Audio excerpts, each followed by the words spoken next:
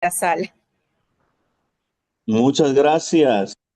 Es un gusto poder compartir con ustedes. Me hizo la invitación el padre David y pues con gusto aquí en lo que podamos apoyar siempre para la formación. Es un gusto poder compartir con ustedes. ¿Hay alguna indicación, horarios, alguna cuestión? ¿Podemos iniciar o cómo está la situación?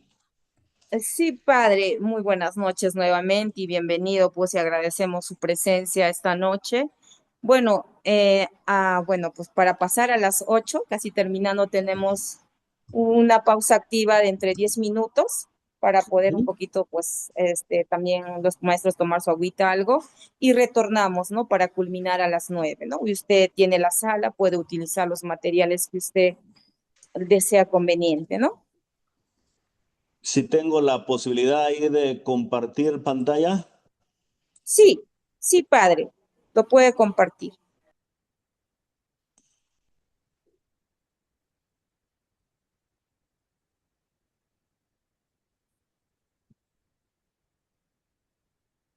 ¿cuál sería el indicador ahí? Eh, la flechita que tiene en la parte baja, padre, hay una flechita. Ujú. Primero Ujú. tiene que tener abierto el archivo. Ya, Sí, haga clic en la flechita y le va a salir la pantalla y elija dónde está el archivo a la vista abierto. Identifíquelo. Ya, ya se visualiza. ya se ve. Sí, tal vez la copita, ajá, la copita para que puedas. Ahora sí se visualiza excelente. Adelante, padre. Ok, muchas gracias. Si cambia de página, Sí, sí, se está cambiando ok. también. Bueno, Ujú. vamos a entrar a la formación de los evangelios. Ya el padre David fue compartiendo algunos elementos y que funcionan como de introducción a los evangelios. Cuando nosotros comenzamos a leer un evangelio, sea Mateo, sea Marcos, Lucas, podemos ver unas pequeñas unidades literarias. El estudio bíblico les llama perícopas o una sección con un sentido unitario, con un sentido completo en torno a un acontecimiento, en torno a un discurso, en torno a una enseñanza, los personajes que intervienen, la solución de la situación. Puede a veces tratarse de un milagro, un relato de milagro, puede tratarse de una parábola, puede tratarse de un discurso. Pero vamos viendo en la primera experiencia algunas pequeñas unidades en la composición. Cuando nosotros eh, continuamos nuestra lectura, a veces podemos ver algunas pequeñas colecciones dentro del relato, como que se van uniendo en algunos momentos algunas de estas pequeñas perícopas para hacer una colección literaria más amplia, algún bloque más amplio. Por ejemplo, es muy notable en Marcos una sección de controversias.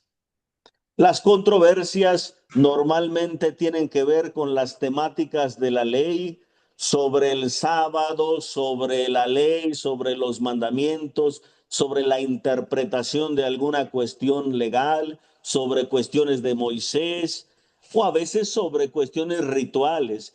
Pero como que se fueron coleccionando distintas controversias.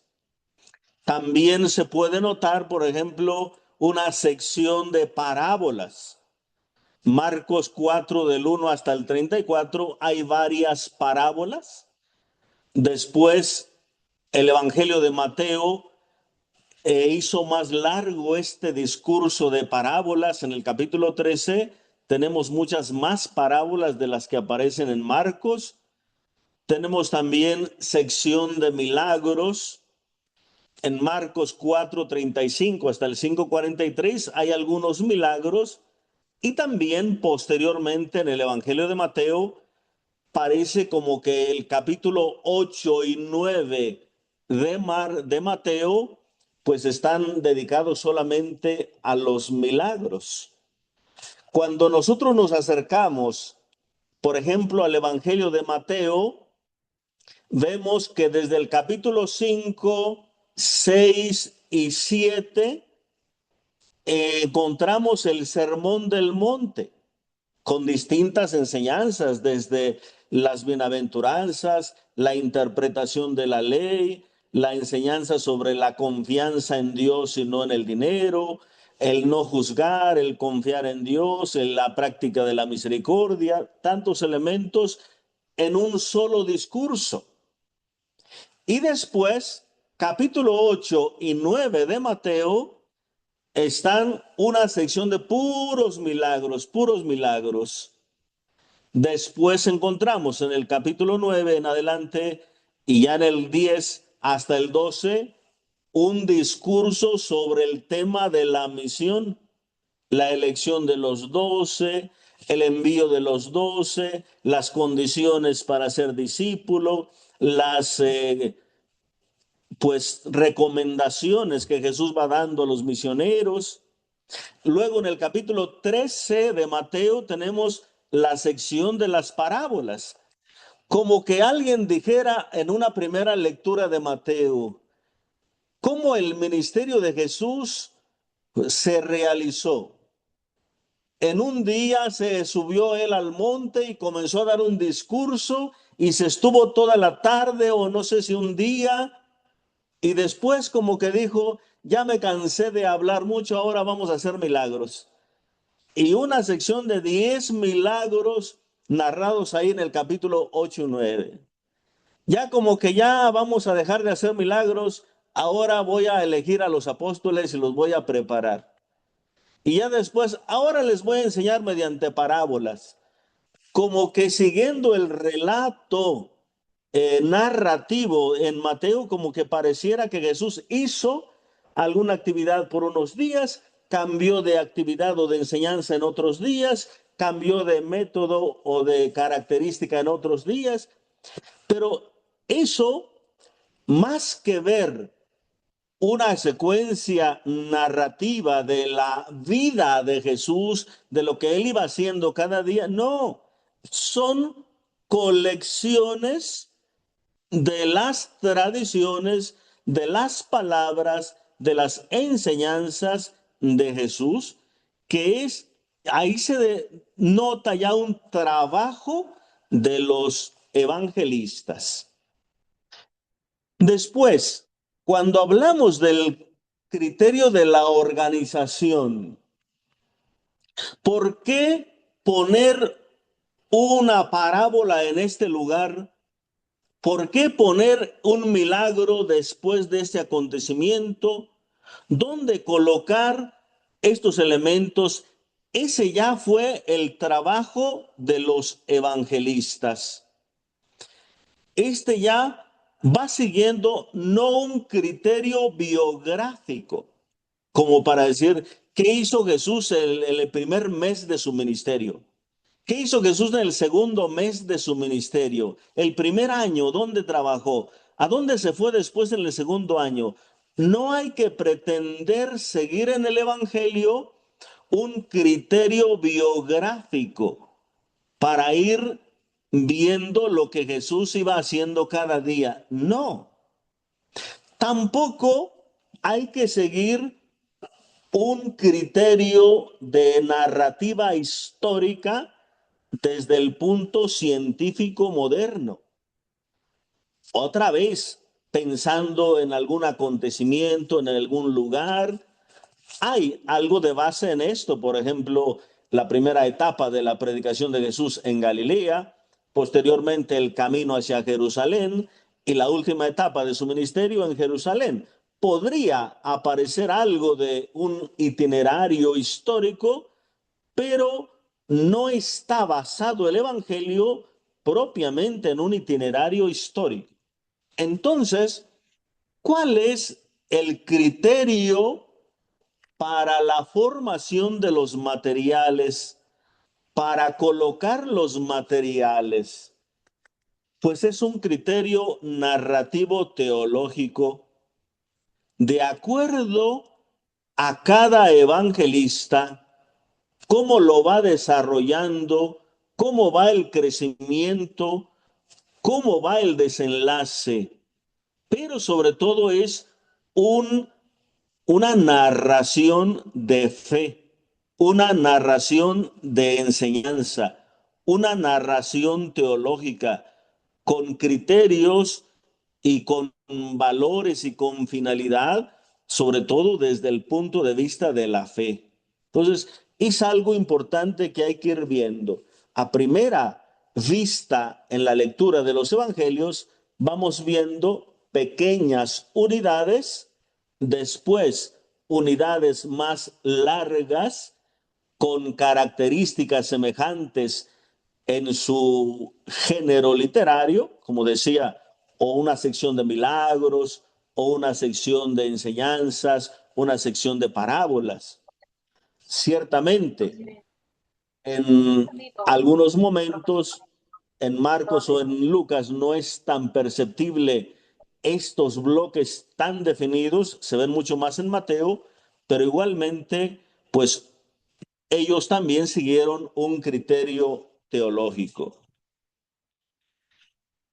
Cuando hablamos de la palabra evangelio, una palabra del griego, eu significa bien o bueno. Por ejemplo, eulalio es el que habla bien, el que se desenvuelve en su forma de hablar. ¿Eh? Eutiquio, el que tiene buena suerte. Entonces, eu es bueno.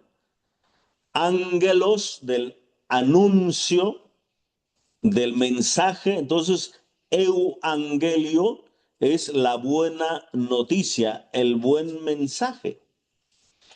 Era una palabra que no se utilizaba solamente en el ámbito religioso. Antiguamente se utilizaba en el ámbito militar o en el ámbito también político. Por ejemplo, cuando salía una persona, o más bien el pueblo con el rey o el ejército, a alguna lucha, alguna guerra, pues tendrían que llevar la noticia al pueblo. En el tiempo bíblico del Antiguo Testamento había señas. Por ejemplo, si hay un centinela en la parte alta del pueblo para estar vigilando, si veía un mensajero, una persona corriendo que iba a dar la noticia, era signo de que era buena noticia. Si él veía dos mensajeros, entonces era un signo de que era mala noticia, o de una derrota, o de una, lo que fuera así.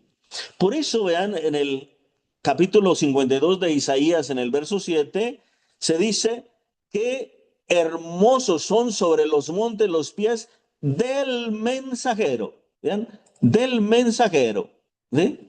Que anuncia la paz, que trae buenas noticias. Entonces los pies del mensajero. ¿Eh? Entonces quiere decir ahí que se trata de buenas noticias. Ciertamente hay que ubicar este pasaje de Isaías en la cercanía ya del retorno del pueblo estando en Babilonia. Entonces, el mensajero era el profeta que traía buenas noticias. Pero refiriéndose a esa costumbre, sobre los montes, los pies del mensajero. Se puede ver algunos textos también que se pueden consultar más, pero esta palabra evangelio o buena noticia era usada también en otros ámbitos civiles, pero en el aspecto bíblico fue relacionándose mucho más con una buena noticia en el ámbito religioso. Una noticia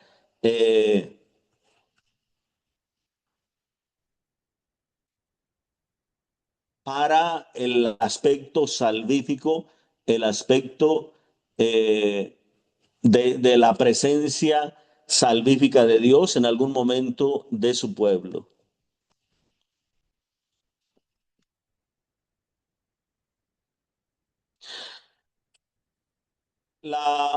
El uso del término, la palabra evangelio, siempre va a referirse en el ámbito bíblico, especialmente del Nuevo Testamento, va a referirse a un anuncio salvífico. El evangelio es la buena noticia, el anuncio de la persona de Jesús, de su enseñanza, a través de sus obras, a través de sus palabras. Será el contenido fundamental del querigma. Es una presentación, un anuncio de Jesús, de su enseñanza, de su mensaje, de su persona, de sus obras y especialmente del acontecimiento pascual. Pablo utiliza muchas veces esta palabra evangelio. Hay 76 veces que aparece como sustantivo evangelio, evangelion, 76 veces en el Nuevo Testamento y 60 de ellas son utilizadas por Pablo. Hay 28 veces que aparece en el Nuevo Testamento el vocablo en el sentido del verbo anunciar o proclamar. Y Pablo lo usa 20 de estas 28 veces. ¿Sí? Ahí tenemos, por ejemplo, en Romanos 1:1, la palabra evangelio, 15:16, utiliza esa palabra evangelio de Dios, a veces aparece como evangelio de Cristo, a veces aparece como evangelio de su Hijo, en distintas formas, pero Pablo utiliza constantemente ese vocablo. En Marcos también aparece mucho más el vocablo como sustantivo.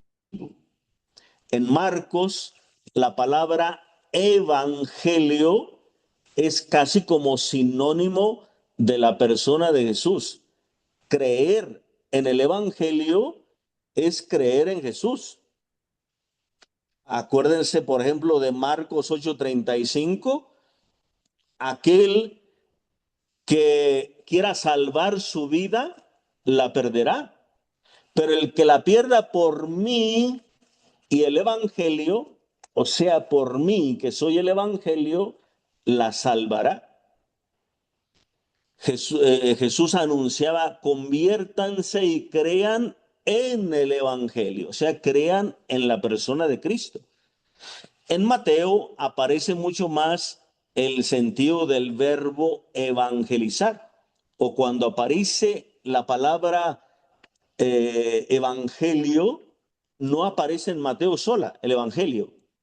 Aparece evangelio del reino, o sea, el anuncio del reino, ya un poco más referido a la enseñanza de Jesús.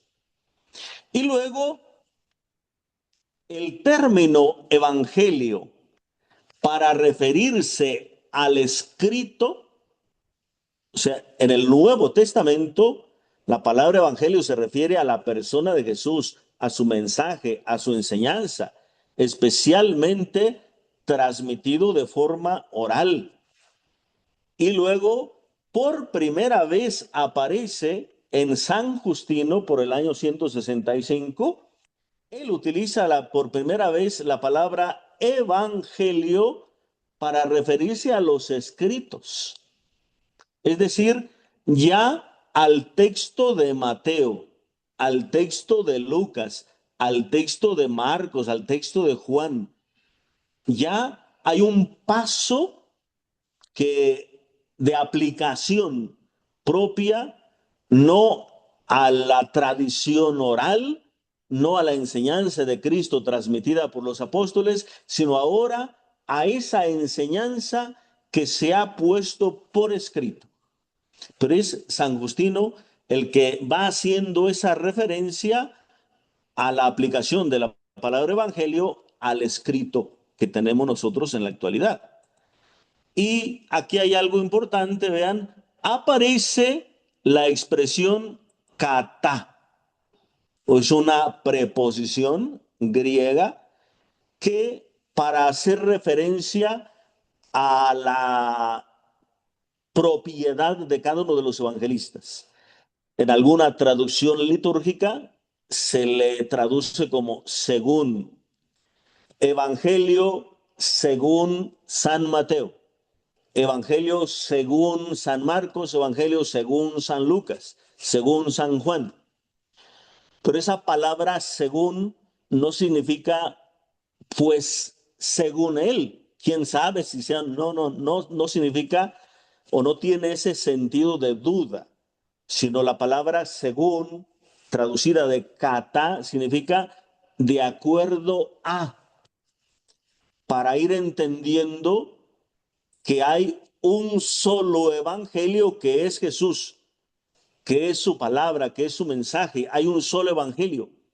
Pero este evangelio tiene diversas expresiones, diversas manifestaciones, de acuerdo a las comunidades, de acuerdo a las exigencias, de acuerdo a las circunstancias de cada uno de los evangelistas. Por eso ese kata hace referencia no a la duda, según, no, sino hace referencia a las características propias de cada uno de los evangelistas, de acuerdo a la tradición de San Marcos, de acuerdo a la narrativa de Lucas, de acuerdo a la exposición de San Mateo. Entonces aparece esa palabra kata para hacer referencia al Evangelio de Mateo, Evangelio de Marcos, pero ya referido al texto como tal. Hasta aquí, ¿hay alguna pregunta, algún comentario, alguna cuestión que pudiera surgir por ahí?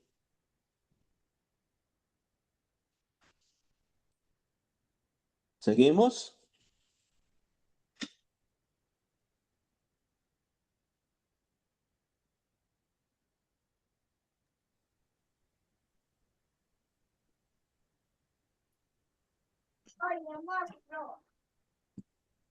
¿Alguna pregunta por ahí, estimados maestros? Adelante. Si no, seguimos y después damos unos espacios para alguna participación. Adelante, padre, continuamos. Bueno, eh, hablando del origen de los evangelios, también cómo van surgiendo poco a poco, hay que tomar en cuenta que primero se van formando las tradiciones sobre las palabras, las obras de Jesús. Claro, a la base está el acontecimiento de la persona de Jesús, pero ya en la tradición se van conservando y se van transmitiendo sus palabras, sus enseñanzas, sus obras, especialmente su acontecimiento. La experiencia pascual, ya la comentaremos un poco más adelante, es aquello que va a dar la orientación narrativa, la finalidad narrativa. La experiencia pascual es fundamental en cada uno de los evangelistas de cómo van narrando, acomodando, estructurando el mismo material de la tradición. Y luego, también algo importante siempre será la situación vital de cada una de las iglesias.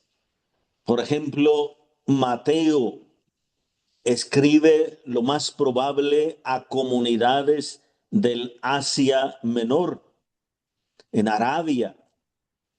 Posiblemente Lucas escribe a aquellas comunidades formadas especialmente de comunidades no israelitas o comunidades de mucha presencia de romanos, de griegos, de otras culturas. Mateo escribe a esas comunidades propiamente convertidas del judaísmo.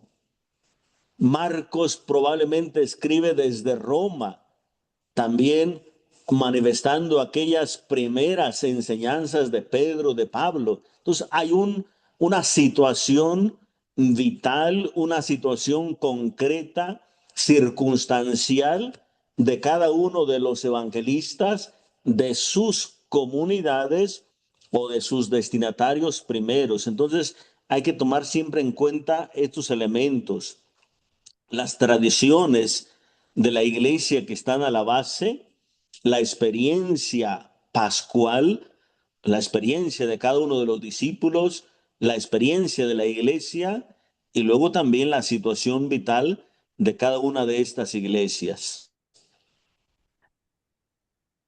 Vamos a ver tres elementos importantes en esta formación de los evangelios. El primer elemento importante es la realidad del Jesús histórico. La experiencia directa, la experiencia concreta, el encuentro especialmente de los discípulos con Jesús, porque hablamos de los discípulos y especialmente los apóstoles, porque ellos serán los testigos. Ellos serán los que van a transmitir esa experiencia del encuentro con Jesús. Pero hay en la base una experiencia del Jesús histórico, el Jesús encarnado, el Jesús que vivió ahí en una familia de Nazaret, en una situación concreta de trabajo, posiblemente carpintería o cualquier otro oficio. La palabra que aparece para referirse a José es la palabra tectón en el griego, que se refiere especialmente a un artesano. Se ha referido por la tradición mucho más a la carpintería, porque en las tradiciones extra bíblicas se sabe que en esas épocas pues había mucha carpintería en esas zonas de Nazaret, de Belén, de otras partes. Entonces se ha referido siempre a Jesús, a José y a Jesús como carpintero, pero es decir, un artesano que trabajó, que vivió un tiempo en Nazaret con su familia y que después se dedicó al ministerio en situaciones concretas, en las interpretaciones de la ley, las vivencias del judaísmo en las sinagogas, de la interpretación que Jesús iba haciendo de esas leyes, la experiencia de los discípulos al ir acercándose a Jesús poco a poco. Todo esto que representa el Jesús histórico, el Hijo del Hombre, que en los evangelios esa expresión Hijo del Hombre tiene una carga fuertemente referida a la historicidad o más bien al Jesús histórico. Porque cuando aparece la expresión el Hijo del Hombre está muy relacionado con el rechazo, con la fragilidad. El Hijo del Hombre va a Jerusalén, será despreciado, será rechazado, maltratado, le van a quitar la vida, etcétera, etcétera. El Hijo del Hombre no tiene dónde reclinar la cabeza. El Hijo del Hombre, hay una carga fuertemente de la experiencia del Jesús real, del Jesús que estuvo entre los discípulos. Padre, disculpe, buenas noches. Buenas noches. Como estábamos avanzando, viendo esto de la tradición, quería preguntarle algo, padre. Sí. ¿Qué papel entonces se desempeñaba la tradición oral en la composición de los evangelios, padre? ¿De qué manera se estaba dando entonces?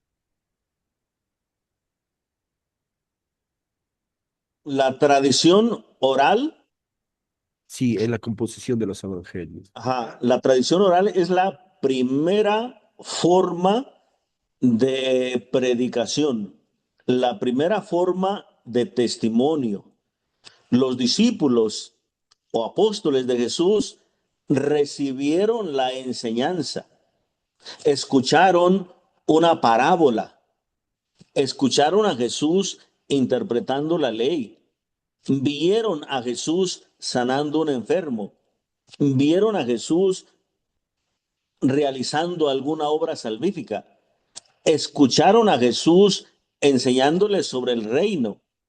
Esto lo fueron transmitiendo ellos oralmente, fueron formando poco a poco comunidades basadas también en la enseñanza, primero de la lectura e interpretación de la ley del Antiguo Testamento, pero al mismo tiempo ya basados en la enseñanza de los apóstoles, en la tradición oral de los apóstoles. Ya después, cuando hablamos de la escritura de los evangelios, pues ahí está a la base de la escritura de los evangelios esa tradición oral. Pero ya la tradición oral es la primera forma de enseñanza, la primera forma de transmisión de parte de la iglesia.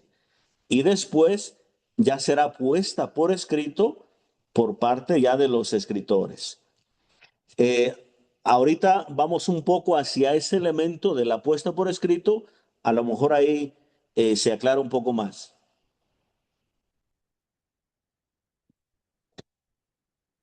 En el tiempo de el Jesús histórico, el momento del encuentro de Jesús con los apóstoles, con los discípulos, con los judíos, con la gente del pueblo, hay unas figuras fundamentales que ellos pudieron ver primero en Jesús. Ellos fueron descubriendo en Jesús al profeta.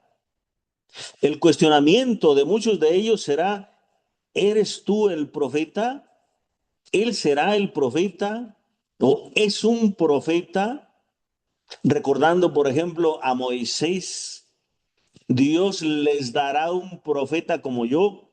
Recordando a Elías, el profeta Elías regresará en el último momento. Entonces había siempre este cuestionamiento, pero a Jesús se le fue viendo en su presencia histórica como un profeta, un profeta. Recuerden aquel pasaje de la curación o la sanación, resurrección del hijo de la viuda de Naín. Un gran profeta ha surgido entre nosotros, un gran profeta. Cuando Juan el Bautista manda a sus discípulos preguntar a Jesús, ¿eres tú el que ha de venir o tenemos que esperar a otro?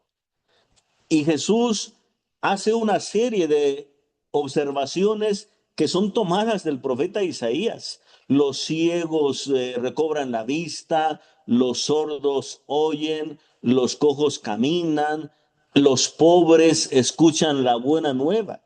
Eran elementos proféticos para ir descubriendo al profeta. Entonces, a Jesús se le fue viendo como el profeta, el hijo de David. El Evangelio de Mateo comienza así. Jesucristo o genealogía de Jesucristo, hijo de David e hijo de Abraham. Entonces, el hijo de David en el sentido de aquellas esperanzas del rey al estilo de David. A Jesús se le fue viendo en su momento histórico como un maestro que se rodeó de discípulos, que fue enseñando una interpretación de la ley, que fue enseñando también muchos aspectos sapienciales y al estilo de muchos otros rabinos de su época. Entonces, hay que tomar en cuenta primero una experiencia de Jesús histórico. Posiblemente el Evangelio de Marcos, que es el más antiguo, retrata mucho más como esa interpretación del Jesús histórico. Mateo, Lucas ya traen un poco de interpretación más teológica de los acontecimientos, pero en Marcos todavía se puede ver mucho esa presencia de este Jesús histórico, reconocido como profeta, como hijo de David, como maestro. Hay un segundo momento que será importante para la comprensión de los discípulos sobre Jesús.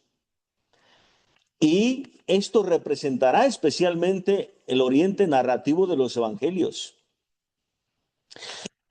Recordando la figura del rey mesiánico de Isaías y también de Daniel, por ejemplo, la figura del rey en Isaías era recordando siempre a David. Y aquella promesa que Dios le había hecho por medio del profeta Natán a David, que siempre habría un descendiente suyo en el trono, en el reino. Pero cuando pasa el tiempo y el pueblo de Israel o la parte sur es llevada al cautiverio de Babilonia, se ve truncada esta genealogía de David o este mesianismo de David, esta dinastía de David. En el destierro ya no hay rey, ya no hay descendiente de David. Hay una experiencia de cierto fracaso en una dinastía humana, en una dinastía de la familia de sangre de David. Entonces aquí comienza en Isaías, pueden verlo ustedes en Isaías 11, un retoño saldrá del tronco de Jesé, manifiesta de alguna manera como la posibilidad de que se reencontrara algún nieto, algún tataranieto de David que pudiera continuar esta dinastía. Un retoño del tronco de Jesé. Pero en el capítulo 9 también de Isaías aparece una figura de un rey mesiánico.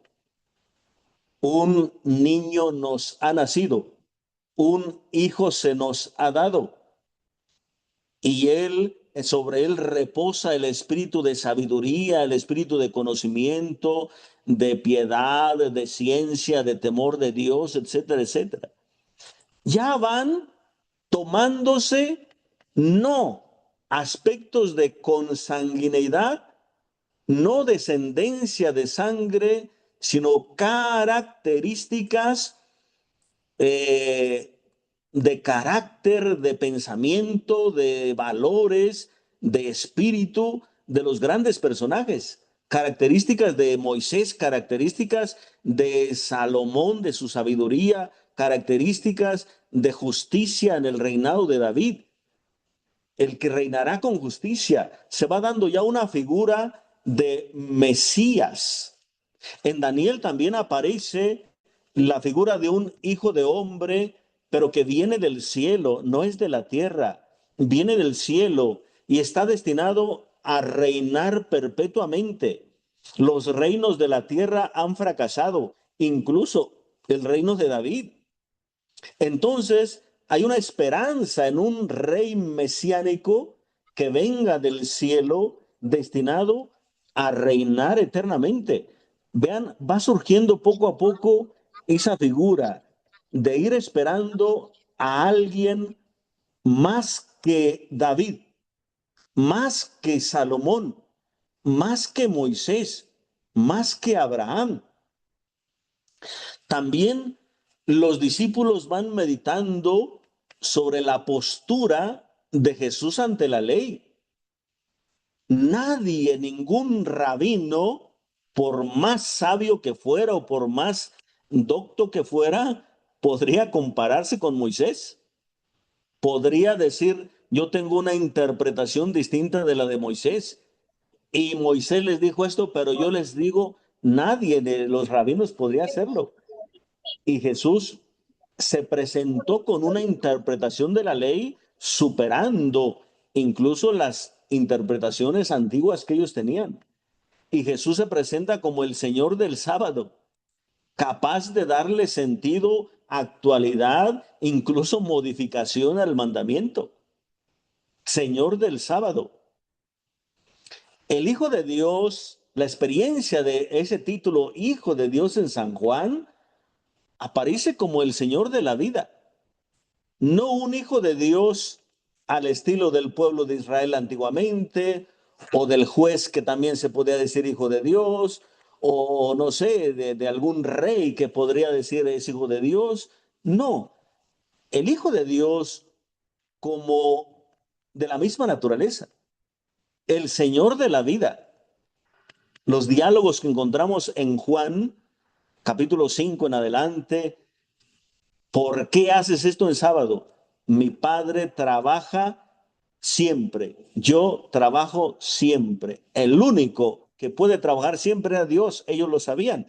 Y Jesús se presenta como verdadero Dios. Entonces, van dándose unas interpretaciones que van superando a la simple figura de Mesías, a la simple figura de rey, a la simple figura de maestro. Ya hay una interpretación más mesiánica, la autoridad de su propia enseñanza. Muchos maestros de Israel predicaban citando a otros maestros.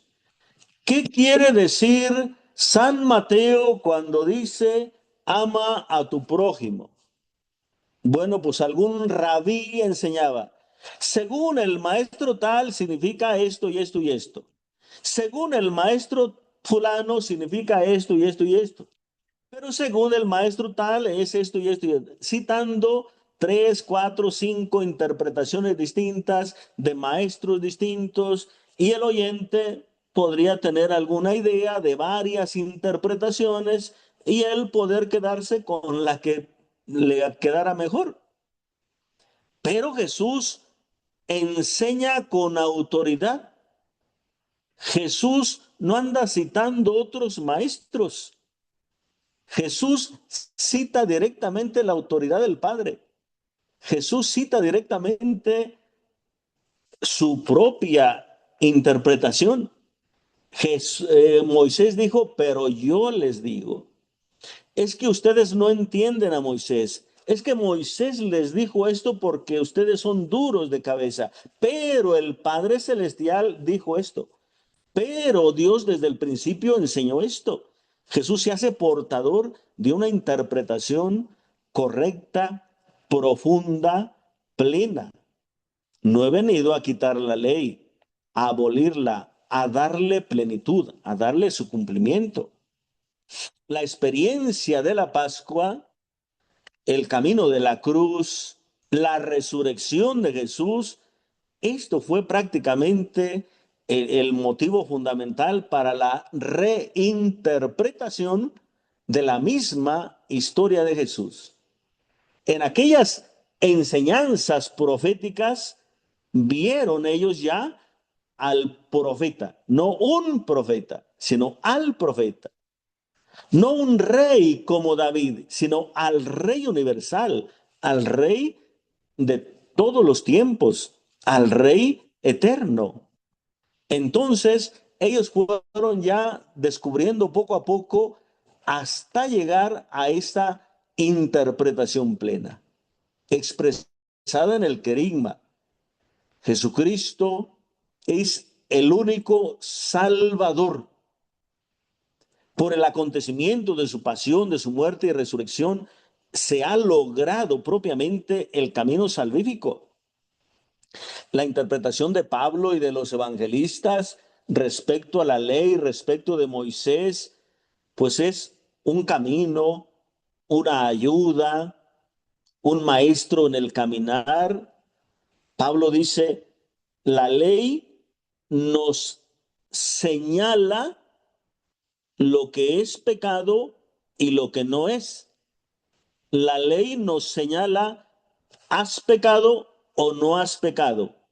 Pero la ley solamente te indica. La ley no tiene la capacidad para salvarte, no tiene la capacidad para rescatarte del pecado. La ley solamente te va a decir, esto es pecado, esto no es pecado, esto haces bien, esto no haces bien. Pero es Jesucristo el que tiene esa capacidad de perdón, esa capacidad de salvación, esa capacidad de rescate.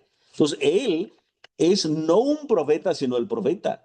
No un Mesías, el Mesías. No un rey, sino el Rey eterno. Entonces, Salvador y Señor. Y esto le hace también tener una nueva comprensión e interpretación del Antiguo Testamento para la interpretación del cristiano, del evangelista. El Antiguo Testamento es una preparación. El Antiguo Testamento es una profecía. El Antiguo Testamento es un caminar salvífico, pero incompleto, que tendrá la plenitud en la acción de Jesús, en su persona, en su enseñanza. Ahí está la plenitud de la revelación, la plenitud de la salvación, la plenitud de la enseñanza.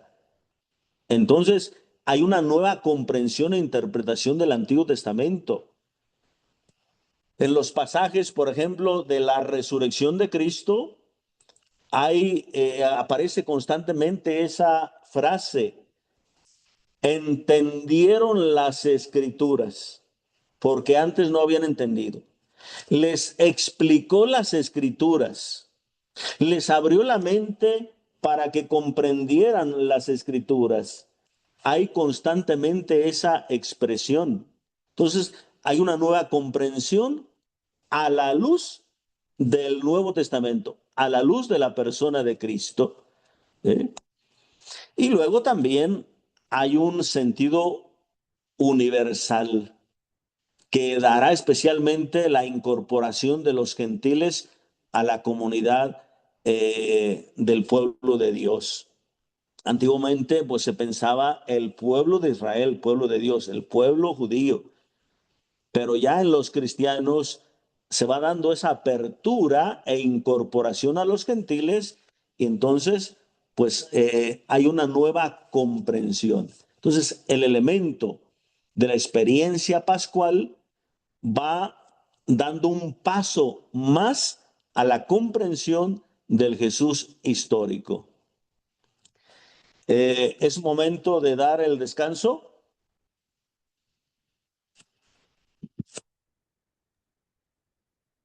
Sí, padre, hacemos una pausa activa de... Muy bien. Momento, las palabras que le escucharon, eh, lo que lo vieron hacer, ellos lo van a transmitir, pero van a transmitir también con la interpretación que les ha dado ya la experiencia pascual. Entonces, ellos van a basarse en todas esas colecciones, en esas tradiciones que ya han sido la experiencia de enseñanza, de predicación de la iglesia, por lo menos ya durante unos 40, casi 50 años, 30, 40 años. Hay en el Evangelio, en la redacción de los Evangelios, la comprensión, la interpretación de los acontecimientos a la luz de Cristo. no se trata solamente de narrar un acontecimiento y ya, se trata de narrarlo interpretándolo a la luz de la enseñanza que el mismo Jesús les dio. Hay que tomar en cuenta también cada uno de los evangelistas la situación vital de las comunidades.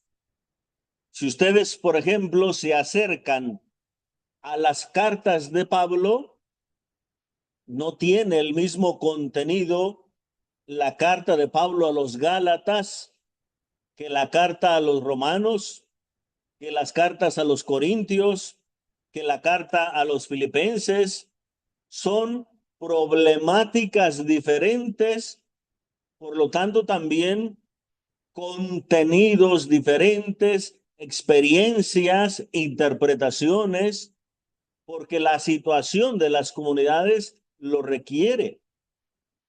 ¿Por qué San Mateo hace mucho uso de la escritura del Antiguo Testamento? ¿Por qué Mateo cita constantemente a los profetas, a Moisés? Porque está escribiendo a comunidades cristianas convertidas del paganismo. ¿Sí? ¿Alguien iba a hablar por ahí? Sí, padre. Hay una pregunta por el chat, tal vez para no dejar pasar, por favor, antes de que Adelante. el maestro Marcelino Gómez o Mantinco hace la pregunta, ¿no? Buenas noches. ¿Por qué la experiencia pascual fue el punto de partida para la misión evangelizadora de la iglesia? Bien. Es punto de partida para la comprensión plena de Cristo, de su persona, de su ministerio, porque esto les hizo comprender que no se trataba solamente de un profeta, no solamente de un maestro, sino de la plenitud de la revelación, y descubrieron que se trataba del verdadero Hijo de Dios. Entonces, es el punto de partida para la comprensión plena. Y también el punto de partida para la misión de la iglesia, para la predicación de la iglesia. ¿Por qué? Porque Jesús incorporó a los discípulos a su propia persona, incorporó a los discípulos a su enseñanza, los capacitó para darles esa comprensión que fue, claro, iluminada por la presencia del Espíritu Santo, comprendida más a plenitud con la experiencia pascual, pero Jesús les dio la autoridad enviándolos a predicar, enviándolos a dar testimonio de la experiencia misma y de la comprensión que ellos mismos tuvieron de la propia persona de Cristo. Entonces, la experiencia pascual es también ese punto de partida para la misión, porque pues antiguamente se trataba fundamentalmente de la escucha de Jesús. Él está presente todavía, Él es el maestro, hay que escucharlo a Él, hay que capacitarse con Él, hay que aprender de Él. Cuando ya el maestro no está, ahora sí le corresponde al discípulo continuar la misma obra evangelizadora, la misma obra misionera, con la misma suerte de su Señor, de su Maestro. Pero es hasta la partida de Jesús, hasta la ascensión de Jesús, la venida del Espíritu Santo, donde la iglesia comenzará realmente por la autoridad de Jesús, por el envío de Jesús, a continuar con la misión que él estaba realizando. No sé si más o menos o hay alguna otra cuestión. Maestro Marcelino, ¿está bien? Por favor, a ver. A ver, el maestro Juan Mamantinco, ¿está bien? Sí, dice padre, gracias padre, conforme, dice. Continuamos. Sí, padre, adelante. Entonces, la situación de las comunidades es muy importante. Por ejemplo, si ustedes ven algunos aspectos en el Evangelio de Juan, cuando está el pasaje del capítulo 4 de la Samaritana, hay una explicación de San Juan. Cuando la samaritana le dice a Jesús, ¿cómo tú, siendo judío, me pides de beber a mí, que soy samaritana? Y el evangelista explica, los judíos no trataban con los samaritanos. Bueno, Mateo no hubiera tenido que explicar esto porque se dirigía a comunidades convertidas del judaísmo que comprendían tranquilamente eso. Pero comunidades que se incorporaron de los griegos, de los romanos, de otras culturas al evangelio, a las comunidades, no entendían muchas cosas del judaísmo, habría necesidad de explicarles estas cosas. Por eso vean, ahí en estos elementos se va descubriendo situaciones diferentes de las comunidades, intención propia de los evangelistas, interpretaciones propias de las palabras de Jesús para irlas acondicionando al público que también tenían. Por eso no se trata solamente de una transmisión de las palabras literales de Jesús al pie de la letra, sino de interpretarlas según la enseñanza que dio Cristo para la comprensión de la fe, la adhesión de la fe de las comunidades. Un ejemplo claro es el de las bienaventuranzas. Mientras Lucas dice, dichosos los pobres, así a secas, con un tinte social, económico, dichosos los pobres, dichosos los que lloran, dichosos los que tienen hambre. Hablando de un aspecto material, físico, San Mateo dice, dichosos los pobres de espíritu. Dichosos los que tienen hambre y sed de justicia. Mateo hace una interpretación más espiritual, quizá porque la comunidad de San Mateo no tenía tantas carencias económicas, pero sin necesidades espirituales. Entonces hay una reinterpretación y eso es importante y tiene que ver con la situación vital de las comunidades, las problemáticas que tenían y todo esto. Y luego, pues hay esa labor escrituraria del autor.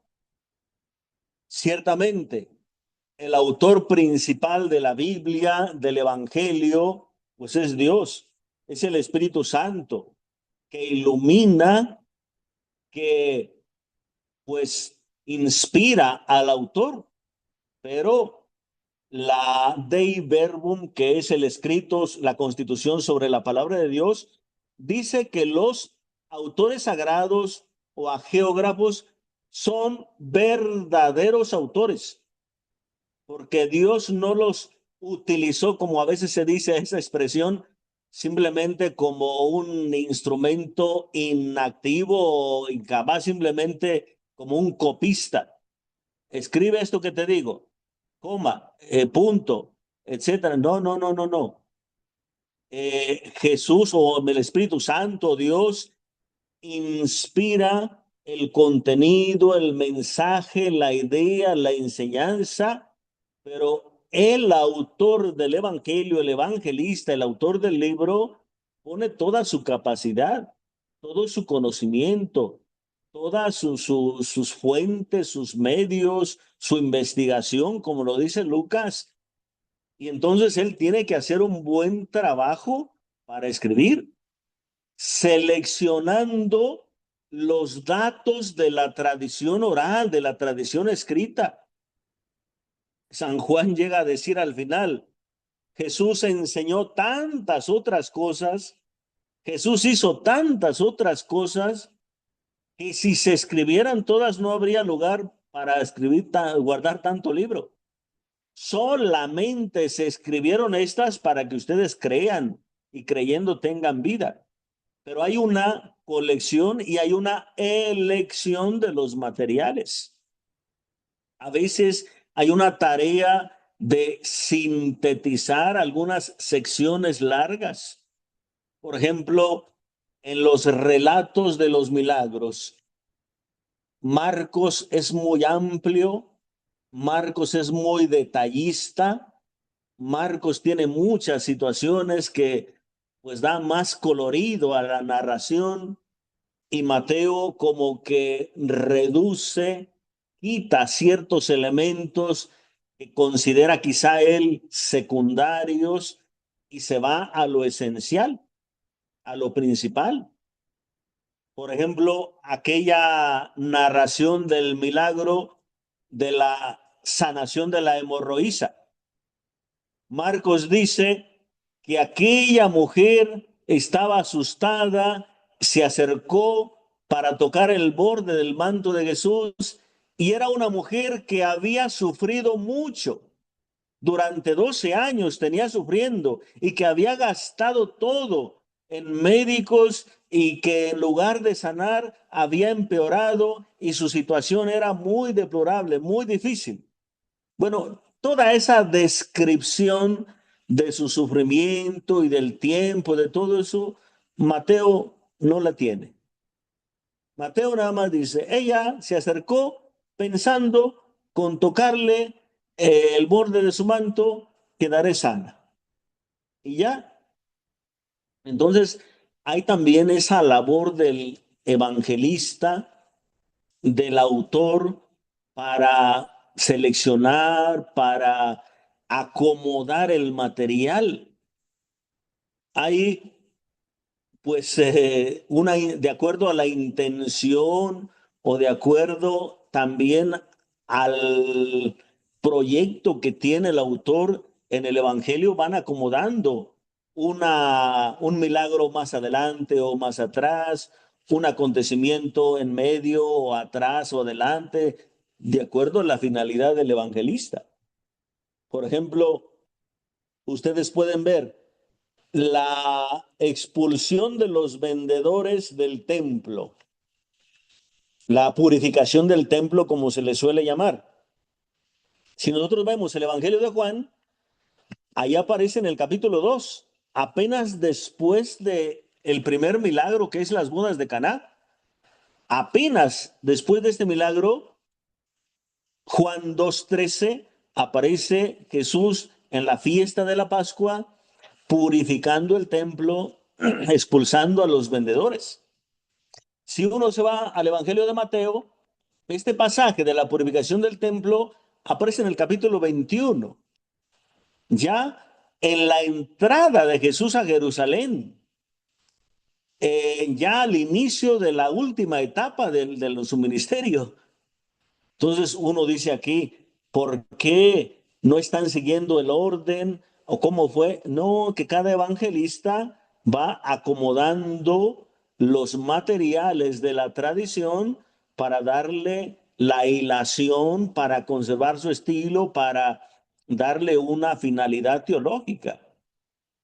Posiblemente San Juan pone ese episodio al inicio del Evangelio para enseñar que la presencia de Jesús ya está produciendo una novedad, ya está purificando la situación de Israel, la cuestión religiosa, ya hay una novedad desde la presencia misma de Cristo. Comienza lo nuevo cuando aparece Cristo. Pero para los sinópticos, Mateo, Lucas, Marcos, esta purificación se da al final del ministerio, como para enseñar que toda la predicación de Jesús se desarrolló en el marco del judaísmo o la comprensión del judaísmo sobre la escritura. Y lo nuevo comienza a partir de la pasión, resurrección de Cristo. Ahí comenzará lo nuevo. Por el tanto, ahí se dará la purificación. Pero ya son interpretaciones teológicas de cómo un evangelista utiliza un material u otro, pero es parte del trabajo redactor de los evangelistas. Hay una adaptación a situaciones vitales de la iglesia, de una frase de Jesús o de una enseñanza de Jesús. Por ejemplo, aquella sentencia de Jesús: los primeros serán últimos y los últimos primeros. Esa frase puede tener una enseñanza en sí misma, pero ya el evangelista la acomoda en distintas situaciones de el recorrido de Jesús. O bien, cuando habla de los trabajadores de la viña, unos pensaron que les iba a tocar más porque comenzaron desde el principio, y otros que llegaron hasta el final les tocó prácticamente lo mismo. Y al final Jesús dice: los primeros serán últimos, los últimos primeros. Pero después se aplica esa misma frase en la parábola de los viñadores asesinos. Se les entregó una tierra para que produjeran, no produjeron, corrieron a los enviados, se apoderaron del territorio, y después vendrá el dueño. ¿Qué hará con ellos? Los expulsará, les dará la tierra a otros. Los primeros serán últimos, los últimos serán primeros. Y así, una frase de Jesús se va adaptando a distintas circunstancias de acuerdo a la enseñanza religiosa, teológica, a la finalidad también del evangelista. Aquella expresión, por ejemplo, de Jesús: el pueblo pide una señal. Y dice Jesús: no se les dará otra señal más que la de Jonás. Bueno, pues en San Lucas la señal de Jonás se refiere a la predicación. Jonás predicó en Nínive y los ninivitas se convirtieron, y los que escuchan a Jesús no se convierten. Entonces Jonás será una señal contra ellos, porque Jesús es más que Jonás, pero se refiere a la predicación y a la aceptación de la palabra. Cuando San Mateo utiliza la expresión la señal de Jonás, dice Jesús: como Jonás estuvo 3 días en el vientre del cetáceo, de la ballena, así estará Jesús 3 días en el seno de la tierra. Vean, Mateo interpreta esa expresión de Jesús en relación a la resurrección. Por eso hay un trabajo importante de los evangelistas. Tienen la base principal, que es la enseñanza de Jesús, la predicación de Jesús, el evangelio entregado a los apóstoles, que se conservó en la tradición oral. Y esto ellos lo van comprendiendo, interpretando a la luz de la enseñanza de Cristo, a la luz de su pasión, de su resurrección, a la luz de las exigencias o de la fe de las comunidades, pero van también adaptando los materiales, acomodándolos, reinterpretándolos para la catequesis, para la predicación, para la enseñanza, de acuerdo a las necesidades de sus comunidades. Y claro, pues cada evangelista también va conservando su propio estilo. Siempre aparece lo esencial, que es la predicación, pero, por ejemplo, mientras Marcos insiste más en la predicación, en la proclamación, el anuncio del evangelio, Mateo insiste mucho más en la comprensión, en la catequesis, en la profundización del mensaje de Cristo. Entonces, Lucas insiste mucho más en el mensaje comprendido para la conversión de los paganos.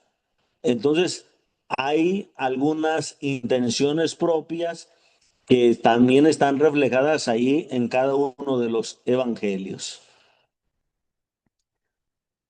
Cuando nos acercamos a la naturaleza de los evangelios, vamos a ver tres elementos fundamentales. Primero, son lingüísticos desde el aspecto literario. Se trata de una narrativa histórica. Quizá más bien habría que llamarle narrativa historiográfica, porque no se trata propiamente de una narración histórica en el sentido científico actual, personajes concretos, años concretos, acciones concretas, así, simplemente. No. Se trata de una narración interpretada a la luz de la fe. Pero bueno, es una narrativa histórica, basada en la vida, en las obras, en la enseñanza de Jesús. Esto está a la base. Esta narrativa transmite acontecimientos, transmite experiencias históricas. No es una narrativa inventada. No es algo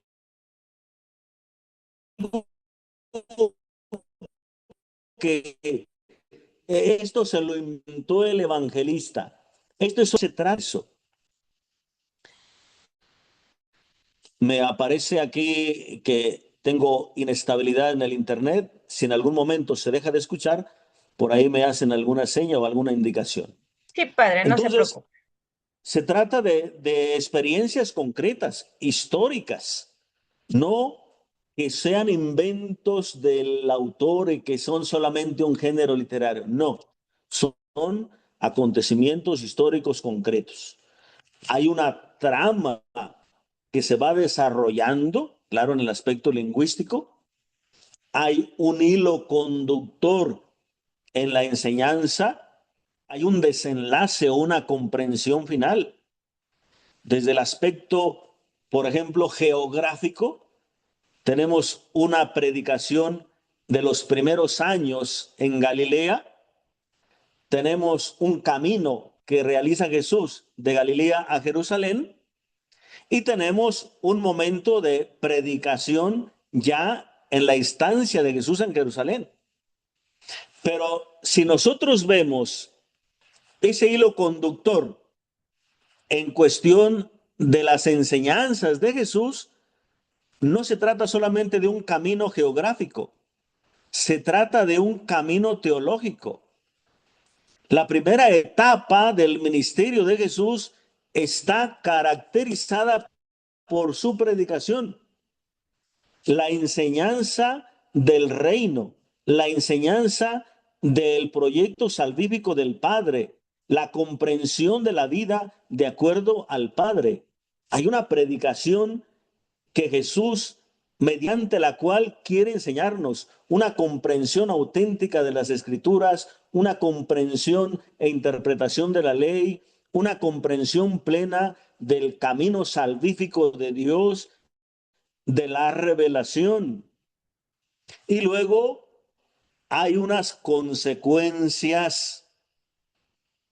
Si las consecuencias son favorables, se va formando un discipulado en torno a Jesús. Amigos de Jesús, discípulos de Jesús, que van transformando su vida, que van aceptando su palabra, que están a la escucha como discípulos, que se convierten en seguidores, en imitadores, que comprenden el reino y que después serán apóstoles, serán enviados, serán testigos. Y este culmen de este proceso en Jesús está en la Pascua. Si las consecuencias son negativas a la predicación, pues ahí tenemos la reacción de las autoridades judías, las reacciones del Sanedrín, las reacciones de los judíos, las reacciones de los maestros de la ley, presentando siempre una incomprensión, presentando siempre un rechazo, presentando una decisión creciente de acabar con Jesús. Y ahí está el culmen en la Pascua, el máximo testimonio teológico, el máximo testimonio de Jesús en el cumplimiento de la voluntad del Padre, de la acción salvífica trazada por el Padre mediante su Hijo, por la pasión y la resurrección. Pero vean, se convierte esto en una narrativa histórica porque está basada en acontecimientos, pero una narrativa también teológica que culmina en la Pascua y que representará también el mismo caminar de los discípulos. Van a tener un periodo de predicación, de enseñanza.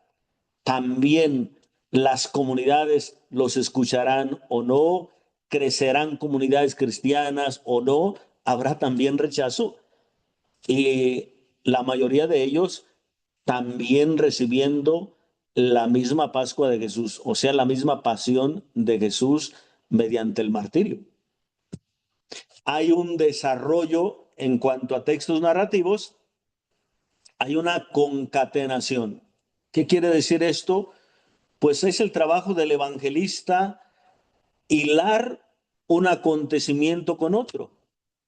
¿Cómo doy hilación al discurso de Jesús en el monte, a la interpretación de la ley, con el desarrollo de sus milagros, con la elección de los 12, con los envíos, con la predicación de Jesús en parábolas? Pues hay que hacer un hilo conductor. Jesús subió al monte, sus discípulos se acercaron, lo rodearon, él se sentó para enseñarles. Cuando Jesús terminó de hablar, bajó del monte y entonces se fue con los discípulos y en el camino se le apareció, se le acercó un enfermo de lepra que le dijo, Señor, vean, ahí está el hilo conductor, pero es un trabajo redaccional que va uniendo un episodio con otro, una enseñanza con otra, para hacer la presentación de una narrativa, casi como si fuera el estilo histórico, biográfico, pero hay que tener en cuenta que no se trata de eso, solamente es una concatenación para ir haciendo esa hilación.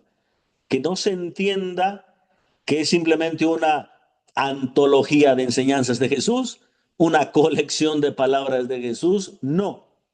Esa narrativa está fundamentada en la historia de Jesús, que nació en Belén, que predicó en Galilea, en sus alrededores, que subió a Jerusalén, que tuvo un ministerio en Jerusalén, que ahí padeció, murió y resucitó. Hay elementos esenciales de este recorrido histórico y que de alguna manera pues es la intención de esa concatenación, hacer esa hilación histórica. Y luego pues también los textos narrativos como evangelios pues tienen una argumentación que hay que entender de acuerdo a la finalidad de la obra. Por ejemplo, Mateo tiene esa finalidad en el capítulo 1, versículo 1. Genealogía de Jesucristo, hijo de David e hijo de Abraham. Como se refiere Mateo a las comunidades de origen judío, pues quiere presentar a Jesús como el verdadero Mesías, hijo de David e hijo de Abraham. Es decir, más que David, más que Abraham, pero son los personajes principales del pueblo judío. Por eso esa presentación de Jesús como el Emmanuel, el Dios con nosotros, pero el Dios anunciado en los profetas. La finalidad de Marcos también la tenemos en el capítulo 1, versículo 1. Evangelio de Jesús, el Cristo e Hijo de Dios. Vean, hay dos confesiones. Jesús es el Cristo, o sea, el Mesías, y es Hijo de Dios. Pues toda la narrativa de Marcos irá en esa perspectiva, preguntándose quién es Jesús, quién es Jesús, quién es Jesús, quién es Jesús. Y a la mitad del Evangelio está la primera confesión de Pedro. ¿Quién dice la gente que soy yo? Y Pedro dirá, cuando digan ustedes, ¿quién dicen? El Mesías, el Mesías. Sigue la narrativa. Al final del Evangelio, en la crucifixión, la confesión del centurión. De verdad, este hombre era hijo de Dios. Vean la argumentación de la finalidad del Evangelio. Evangelio de Jesús.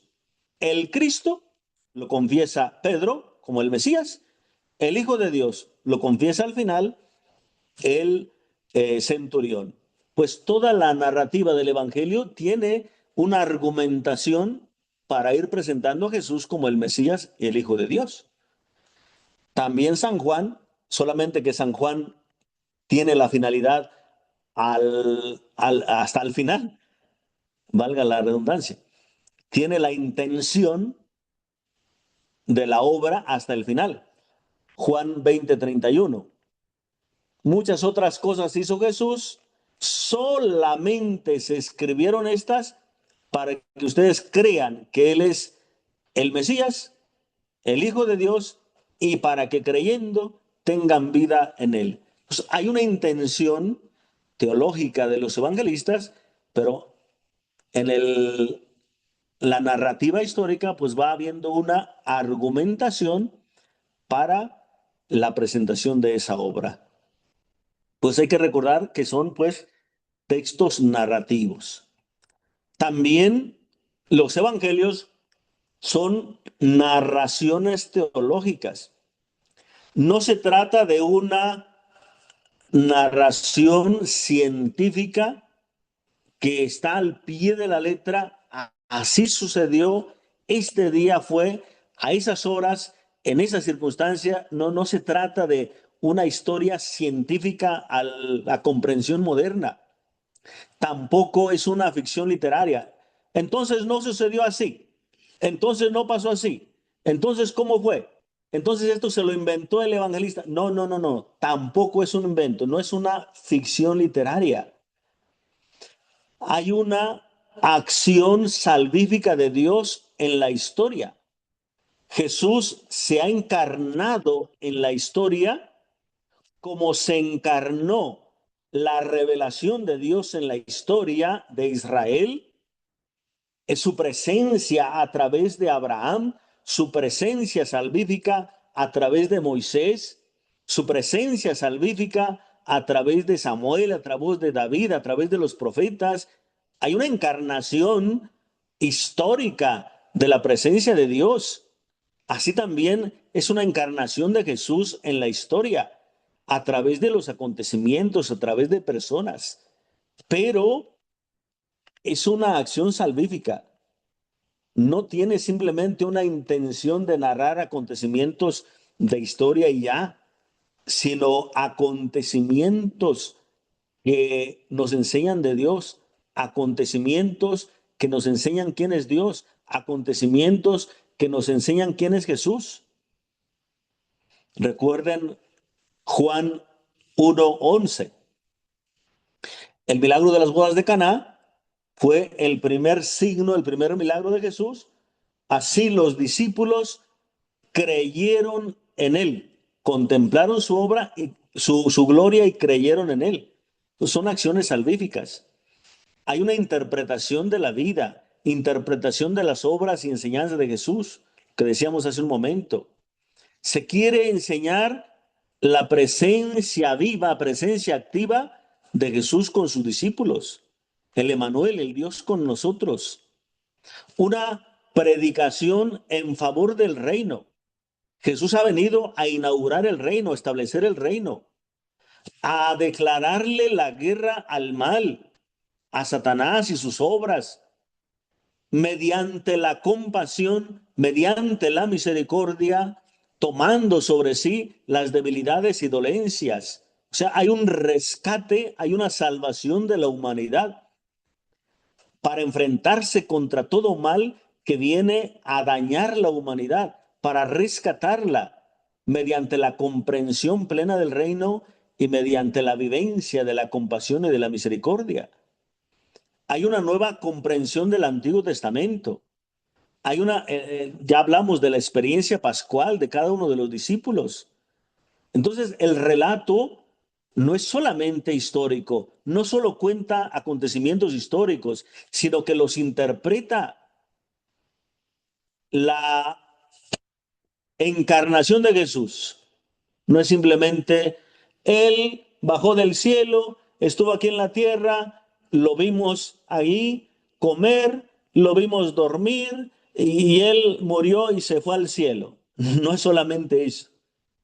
La encarnación significa cómo Él asume toda la naturaleza humana para transformarla, para salvarla, para rescatarla, para restituirle la dignidad de comunión con el Padre y para poder darnos a nosotros la naturaleza divina.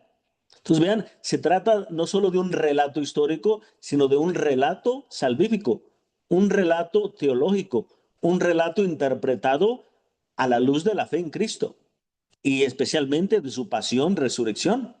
Es un relato con una finalidad querigmática, un anuncio de Cristo, que sepan quién es Él, que sepan cuál es su enseñanza, qué hizo por nosotros, el verdadero Salvador, el verdadero Señor, con una finalidad catequética. Entonces, si son narraciones, hay un estilo literario, hay un trabajo literario de los autores, pero son también narraciones a la luz de la fe, narraciones teológicas, narraciones salvíficas, son confesiones de fe. Eso es lo más importante del Evangelio, es un testimonio de fe. No es solo una historia, sino es una narración de fe basada en la historia de Cristo, en la presencia histórica de Cristo. Y luego, para terminar, pues también no hay que quitar el fundamento histórico. No son inventos, no son ficciones. Las historias del Evangelio, las narraciones del Evangelio, aunque aparezca una narración distinta en Mateo y en Lucas, hay un acontecimiento básico, que es la acción de Cristo, la palabra de Cristo, la enseñanza de Cristo. Y esta se interpreta, esta se actualiza, esta se comprende mejor, esta se va predicando, se va adaptando, pero basada siempre en la enseñanza principal. No es una biografía de un personaje, pero sí está basada en la experiencia histórica, en la realidad histórica de un personaje. Están basados los evangelios en acontecimientos concretos. Transmiten palabras, transmiten hechos, transmiten enseñanzas de Jesús. Hay una situación en el sentido de situar, se sitúan los evangelios en momentos históricos concretos. Allí está la mención de los gobernadores romanos, de los gobernadores judíos en el tiempo de César Augusto, en el tiempo del tetrarca Herodes, en el tiempo de no sé qué, estando sumo sacerdote tal o cual. ¿Ven? Hay acontecimientos comprobables, históricos concretos, pero la finalidad siempre va a ser catequética, siempre teológica, siempre es una confesión de fe. Son los evangelios testimonios de fe, fundamentalmente. Pues en esta pequeña introducción de cómo fueron desarrollándose los evangelios y algo de la naturaleza de los evangelios, ya a la siguiente vamos a ir entrando directamente pues ya a los evangelios. No sé si hay alguna pregunta, alguna cuestión, o si ya no hay tiempo, lo podremos ver a la siguiente, como ustedes vean ahí. Bien, a ver, maestros, tal vez alguna pregunta, inquietud, duda, por favor. Ahí el padre está presto a escucharles. Buenas noches, padre. Soy la Buenas hermana noches. Consuelo. Buenas noches. ¿Algún material para seguir profundizando en esta, pues, enseñanza tan importante del Jesús histórico que nos pueda recomendar, padre? Correcto. Yo les voy a hacer llegar allí a través de el padre Walter, él me ha dado su número. Entonces, a través de él, o si ustedes ahí me dan algún número de su director o algo, quien está con ustedes, que les pueda transmitir material, y yo les puedo mandar alguna biografía o bibliografía. Gracias, sí. Con el profesor Walter, tal vez, sí. Ok. Ujú. ¿Otra duda tal vez, colegas, para culminar? Me parece que ya no hay dudas, padrecito. Pues muchas gracias y entonces estamos siempre disponibles. Ahí nos vemos a la próxima.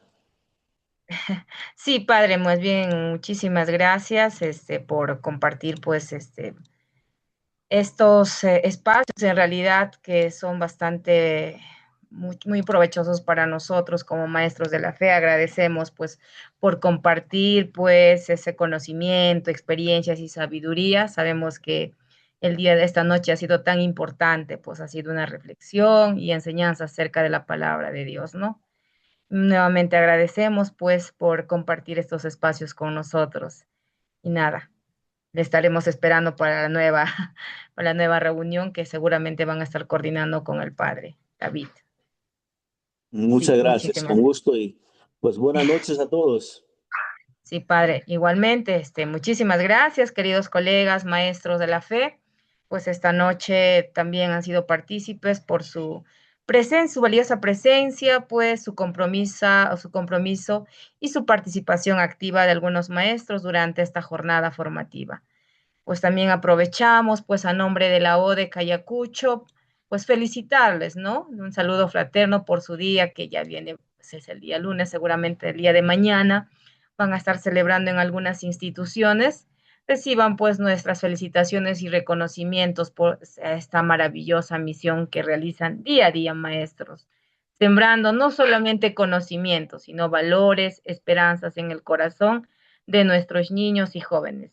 Jesús maestro, pues, de maestros nos enseñó a educar, que es amar, servir y acompañar con el corazón. Que su ejemplo siga. Feliz día, queridos maestros de la fe. Bien, así también recordarles, pues, que el día martes continuamos con esta bonita formación. Y nada, que tengan un buen descanso y buenas noches. Nos vemos hasta la próxima.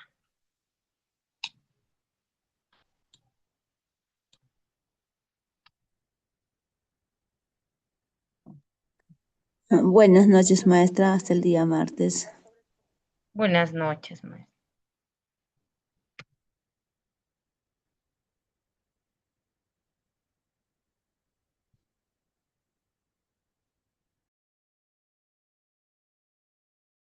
Y aparte en el